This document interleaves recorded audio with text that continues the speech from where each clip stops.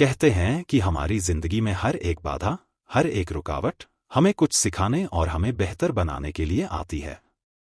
अगर हम अपनी सीमाओं से बाहर निकलकर सोचें तो हम अद्भुत ऊंचाइयों को छू सकते हैं। लेकिन अक्सर हम उन चीजों से चिपके रहते हैं जो हमें सुरक्षा का एहसास कराती हैं और हमारी असली क्षमताओं को बाहर लाने का मौका खो देती हैं। यह कहानी आपको प्रेरित करेगी कि कैसे एक छोटी सी सोच और मेहनत का सही मार्ग इंसान की पूरी दुनिया बदल सकता है। किसी समय की बात है, एक गुरु और उनका शिष्य यात्रा कर रहे थे। सूरज सिर पर चढ़ा था और उनकी प्यास उन्हें एक छोटे से गांव के किनारे तक ले आई।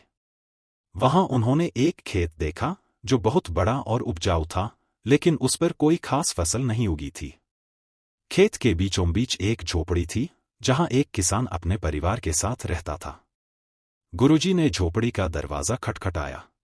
अंदर से एक किसान, उसकी पत्नी और बच्चे बाहर निकले। उनके कपड़े फटे हुए थे और उनकी हालत से साफ दिख रहा था कि वे बहुत गरीब थे। गुरुजी ने पानी मांगा, जिसे किसान ने खुशी खुशी दिया। पानी पीने के बाद गुरुजी ने किसान से पूछा, आपके पास इतना बड़ा खेत है, आप इसका उपयोग क्यों नहीं करते? किसान ने उत्तर दिया, गुरुजी, हमारे पास एक भैंस है। वह बहुत दूध देती है।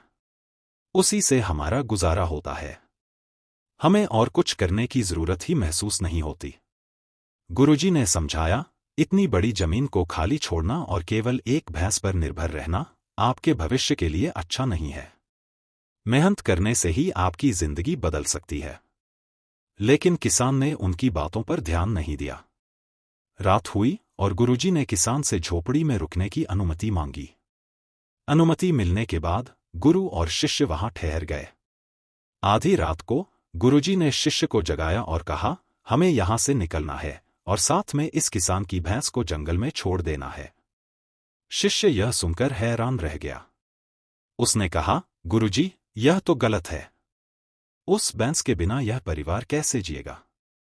गुरुजी मुस्कुराए और बोले, जो मैं कर रहा हूं उसका उद्देश्य इस परिवार को बेहतर जिंदगी देना है। यह एक बड़ा सबक है जिसे वे समय के साथ समझेंगे। गुरु और शिष्य ने भैंस को जंगल में छोड़ दिया। किसान ने सुबह देखा तो भैंस गायब थी। परिवार को गहरा धक्का लगा, लेकिन अब उनके पास कोई और विकल्प नहीं बचा था।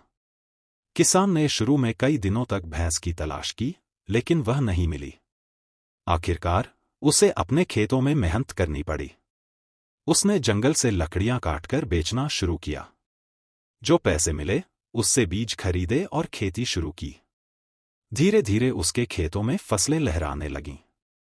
उसने मेहनत और ईमानदारी से काम करना जारी रखा।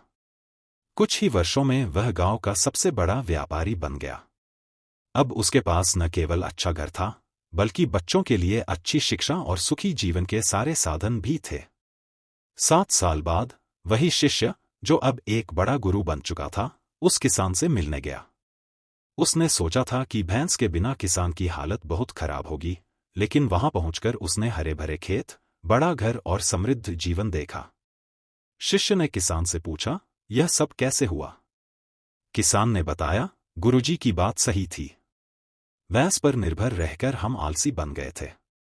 जब भैंस चली गई तो हमारे पास मेहनत के अलावा कोई चारा नहीं बचा। भैंस का जाना हमारे लिए एक आशीर्वाद साबित हुआ।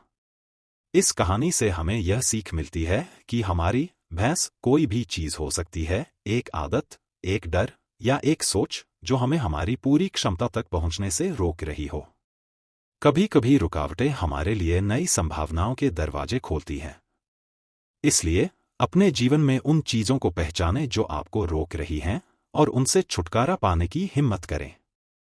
मेहनत और साहस से आप अपनी किस्मत खुद लिख सकते हैं। हर एक कदम, चाहे वह छोटा ही क्यों न हो, आपको आपकी मंजिल की ओर ले जाता है।